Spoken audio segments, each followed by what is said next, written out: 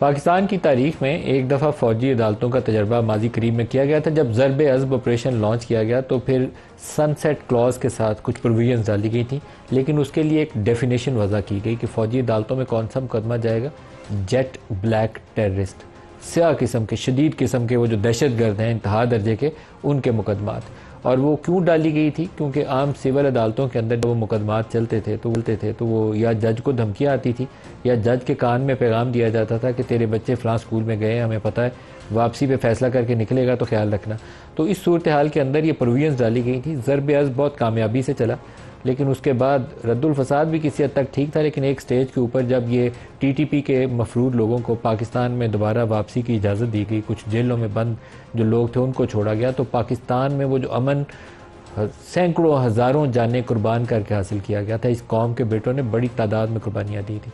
70-80 हज़ार तो हम कहते हैं ना सिविलियन वो दहशत गर्दी के वाक़यात की नज़र हुए थे, लेकिन ये सोचिए कि पुलिस और फ़ौज के इसी कौम के बेटे हैं, मेरे और आपके बेटे हैं, जिन्होंने कुर्बानियाँ देकर वो इस कौम को मजबूत किया था। स्वात की जो सूरत हाल है, गले काटे जाते थे, वहाँ एक खूनी चौक था जहाँ लोगों को लटका दिया जाता था और कोई उसकी लाश उतारने की हिम्मत नहीं करता था। तो उसके बाद मैं तो दिली ख्वाहिश ये रखता हूँ कि कभी ऐसा पाकिस्तान में माहौल बने कि जिसमें एक अकाउंटेबिलिटी प्रोसेस हो, इसमें सिविल और मिलिट्री दोनों की जिम्मेदारी बराबर की है कि उन लोगों को जेलों से कैसे छोड़ा गया या अफ़गानिस्तान से वापस कैसे आने दिया गया।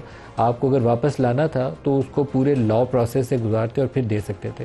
तो अभी दोबारा मिलिट्री कोर्ट्स के ऊपर बात हो रही है। जो आइनी पैकेज है इसके अंदर कई हिस्से हैं। एक तो सुप्रीम कोर्ट के ऊपर एक आइनी अदालत का तस्वुर है, फिर वो जो आर्टिकल 8, 9 और कुछ और दीगर आर्टिकल्स के अंदर तरमीम तजवीज़ की जा रही है, उसमें मिलिट्री कोर्ट्स की भी प्रोविजन मौजूद है। बाज़ ऐसे केसेस उसमें आइडेंटिफाई किए गए हैं, कुछ ऐसी अमेंडमेंट्स तजवीज़ की गई हैं जिसके अंदर मिलिट्री कोर्ट्स का दोबारा क़याम जो है वो मुमकिन बनाया जा सके।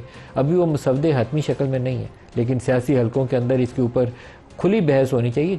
पीछे पर्दों के पीछे तो बात वो कर रहे हैं, लेकिन बहुत ही मुनासिब हो कि पार्लियामेंट्री कमेटीज़ और हाउस के अंदर इसके ऊपर डिबेट हो और क्या पाकिस्तान के मफाद में है और क्या पाकिस्तान के मफाद में नहीं है, वहाँ सामने रखा जाए। कौन सी ऐसी प्रोविजन डालनी है? क्या अभी जेट ब्लैक टेररिस्ट, उसकी डेफिनेशन वज़ा करके कि वो जेट ब्लैक के ज़ुमरे में कौन कौन आता है, क्या वो लोग जो टीटीपी से वाबस्ता हैं सिर्फ उनको डालना है या किसी सिविल पोलिटिकल डिस्प्यूट के अंदर भी किसी लोगों को उसके अंदर डाला जा सकता है? ये जब बहस होगी तो फिर ये काम करना आसान हो जाएगा। इस वक्त जो तुर्क का पत्ता कहना चाहिए वो मौलाना फजलुर रहमान के हाथ में। 8 उनके कौमी असम्बली में वोट है, 5 उनके सेनेट में वोट है। मौजूदा हुकूमत माइनॉरिटी गवर्नमेंट है, पीपल्स पार्टी के वोटों और MQM के वोटों और IPP के वोटों के साथ ये खड़ी है।